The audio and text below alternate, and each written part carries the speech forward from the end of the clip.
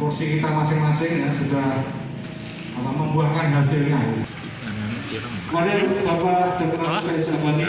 Assalamualaikum warahmatullahi wabarakatuh. Alhamdulillah, sholatu wassalam yang mahal yang pintar. Dan ternyata luar biasa, dari marching band itu rata-rata aliyah Gunung Kidul yang masuk ke perguruan tinggi itu malah yang ikut marching band. Menurut logika semakin sibuk kan anak-anak itu gak pintar, tapi ternyata penuh kegiatan malah luar biasa. Kemudian Pak Khalid, iya seperti masuk Pak Ibu, murid dengan atas dulu ya seperti itu.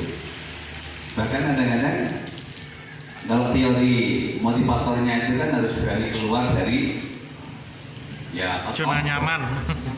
Iya, dari zona nyaman. Kalau teorinya Profesor Yanto sekarang crew mindset dan Pak Juhan itu. Profesor Yanto ada Bu ANJ, profesor di sana yang konsep betul antara perubahan kurikulum 13 itu waktu itu kan ketuanya Profesor Yanto untuk perubahannya.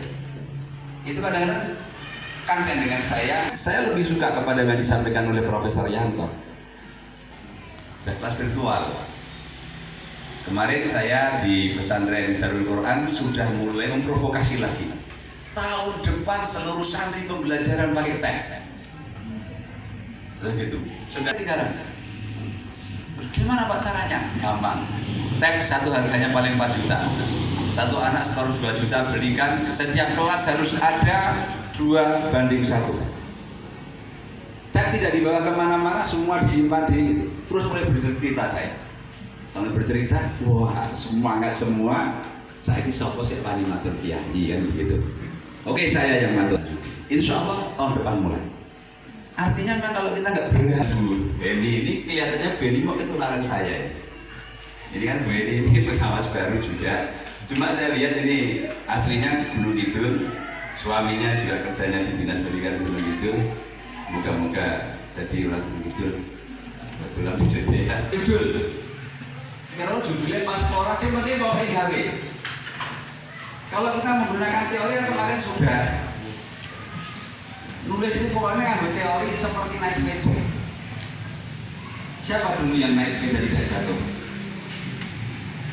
Metu getai naik lagi ya. Sekarang kita menggunakan filosofi naik sepeda. Wis opo wae kudu tak lakoni. Umpama salah ya bedeni. Urung isa ya ora apa-apa. Begitu. Jadi ini yang penting. Sehingga sekali lagi hanya pada saya singgung sedikit dulu, ya.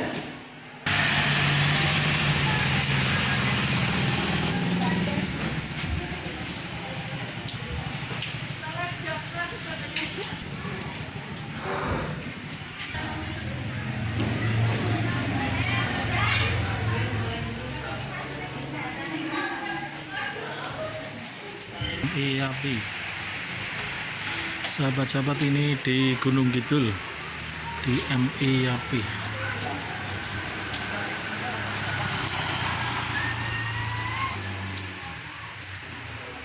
Ini di MIAP Gunung Kidul.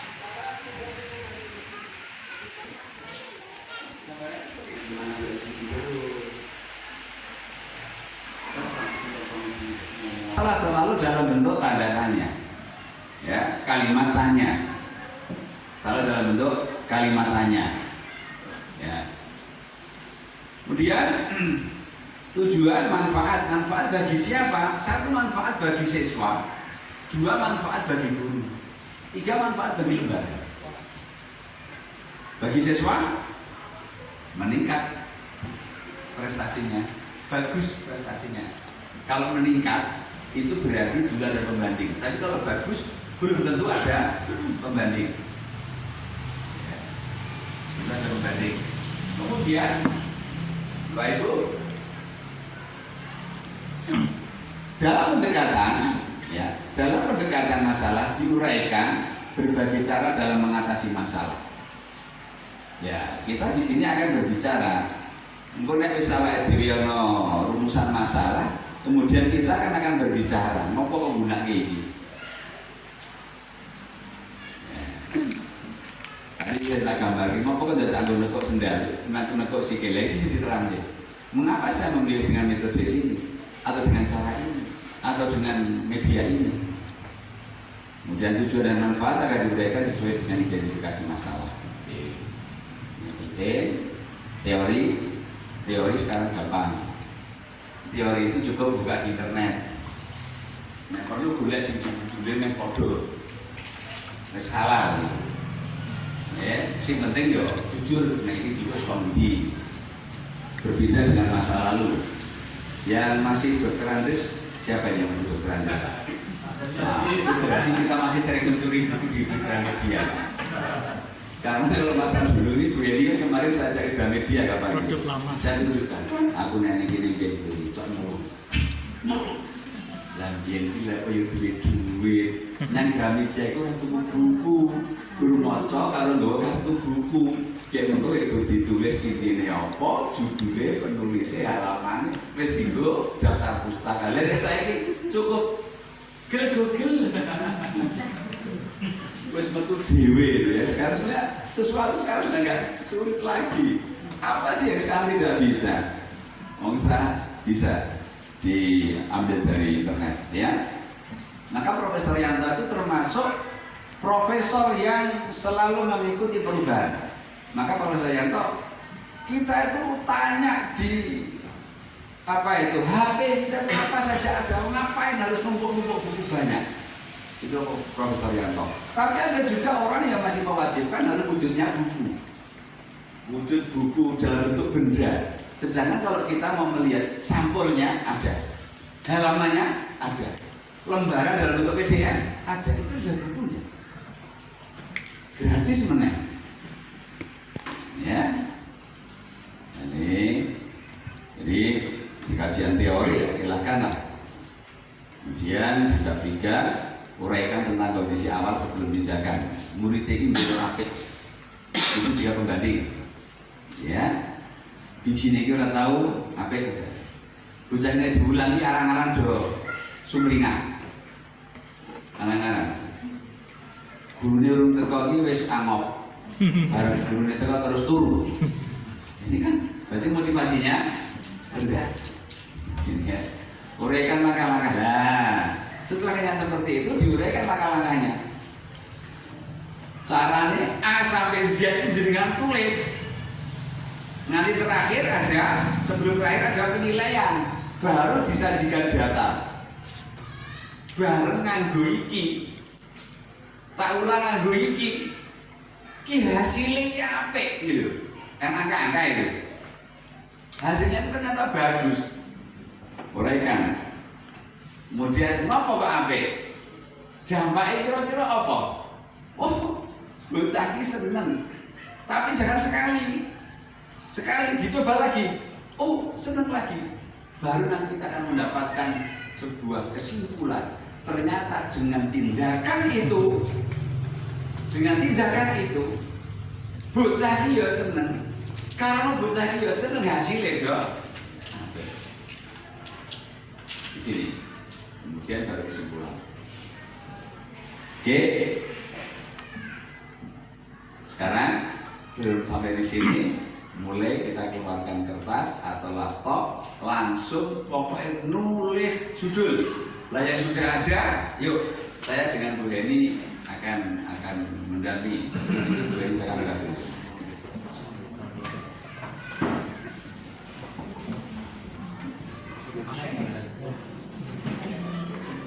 Assalamualaikum warahmatullahi wabarakatuh. Alhamdulillahirrahmanirrahim. Wassalamualaikum warahmatullahi wabarakatuh.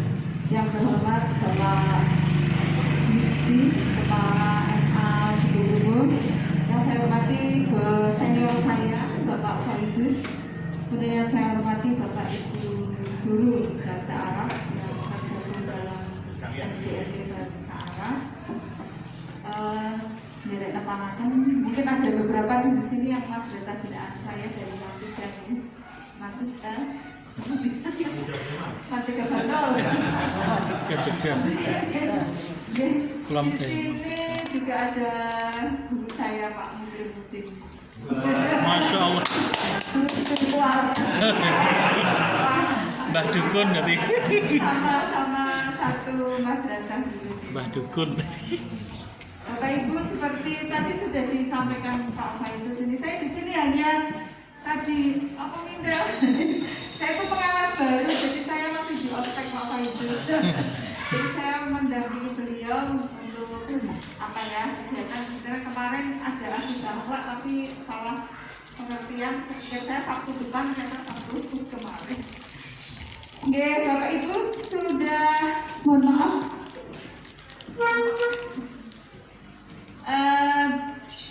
Tadi sudah diuraikan, mungkin pertemuan yang pertama dulu sudah tentang best practice sudah dibahas oleh Pak Faizus ya. Bapak Ibu saya yakin dan teori-teori itu seperti itu bisa dibaca di buku 4, buku 5 itu Bapak Ibu sudah bisa mempelajari sendiri itu. Teorinya banyak seperti yang disampaikan Pak Faizus tadi. Tinggal sekarang kita itu melaksanakan saja, melaksanakan bagaimana menulis. Kalau best practice itu seperti yang diungkapkan tadi itu kan bukan kalau di dalam kelompok publikasi ilmiah dia bukan penelitian ya. Karena di publikasi ini ilmiah itu ada laporan hasil penelitian, ada tinjauan ilmiah, ada artikel ilmiah. Nah, best practice ini termasuk tinjauan ilmiah. Kalau laporan hasil penelitian itu nanti kita bicara ada PTK. PTK tidak satu-satunya, bisa penelitian eksperimen, bisa penelitian korelasi, bisa penelitian komparasi, perbandingan dan sebagainya. Tapi ketika di sini memutuskan untuk mau mendalami best practice, maka seperti sudah disampaikan tadi, itu seperti itu. Intinya berawal dari permasalahan yang dihadapi di kelas masing-masing, kemudian apa rencana metodenya, kemudian bagaimana menyelesaikannya. Baik, intinya best practice itu ada masalah, Bapak Ibu berhasil mengatasi masalah itu dan harus digambarkan bisa kondisinya kayak apa. Setelah kasih metode Bapak Ibu, kemudian berhasil menjadi lebih bagus. Bedanya dengan PTK, kalau PTK kan kita sambil jalan sambil ngajar bersiklus-siklus ya. Tapi kalau yang best practice itu udah punya masalah apa, kemudian di bahasa Arab itu kan ya banyak masalah. Saya diajak Pak Faizus bahasa Arab dia. Saya pikirnya kan biologi ya, terus bahasa Arab kita bicara tentang publikasi ilmiahnya saja, kayak gitu. Jadi karena masalah seperti itu. Jadi langsung saja melaksanakan gimana. Misalnya contohnya Ibu punya masalah dalam bahasa Arab apa satu sebutkan satu, tapi nggak usah ditulis tapi satu aja apa.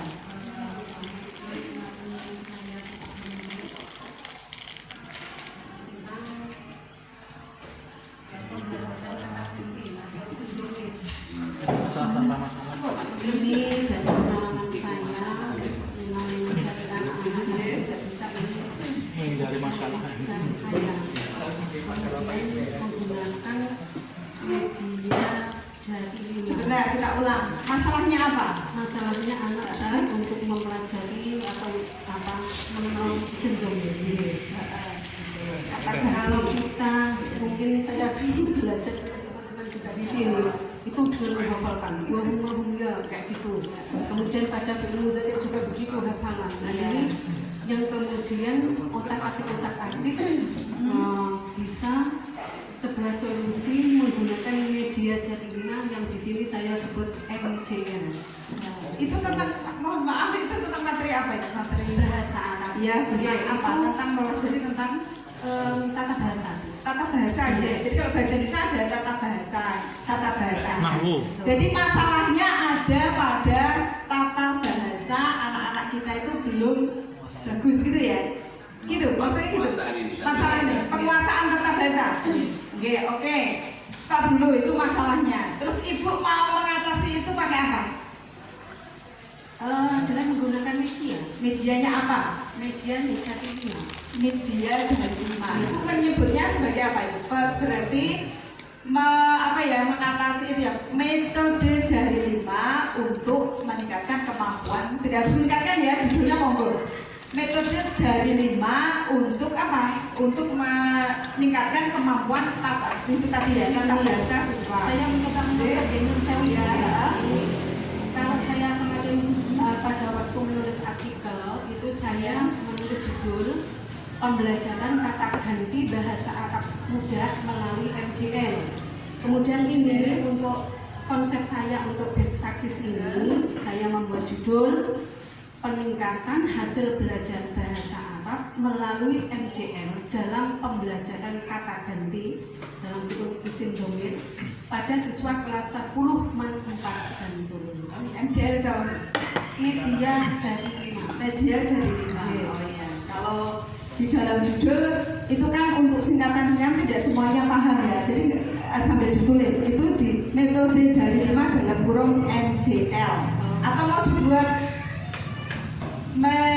mejali misalnya kayak gitu, pakai akronim itu boleh metode jari 5 karena supaya penasaran mejali ini apa oh metode jari 5 misalnya seperti itu. Jadi itu oke, Ibu ini contoh ya. Jadi ada permasalahan tentang penguasaan kata ganti, maka menggunakan metodenya mau diupayakan supaya apa ya menggunakan MJL tadi. Nah, Ibu, Bapak Ibu ini contoh saja ya. Jadi dalam menggambarkannya di dalam laporan best practice itu harus jelas kondisi sebelum ada MJL itu seperti apa. Kondisinya kayak apa saja? Anak-anak tidak menguasai kata ganti, anak-anak tidak tertarik, tidak termotivasi, saking angelnya akhirnya turu dan sebagainya itu. Gambaran seperti itu ceritakan di bagian mana? Ceritakan di bagian mana? Di bagian latar belakang. Iya. Terus kemudian Ibu lari ke menggunakan MJL. Kenapa kok memilih jari 5? Ada apa dengan jari 5? Itu harus diceritakan. Kenapa kok nggak memilih jari 3? Kok kenapa nggak milih gambar? Kenapa nggak milih poster? Kenapa menggunakan MJL? Itu sampaikan juga di latar belakang. Itu seperti itu deh Bapak Ibu tulis. Untuk menulis latar belakang biar buat cari pustaka yang mengeluarkan tentang betapa mudahnya, efektifnya MJL ini dipakai untuk apa ya sebagai media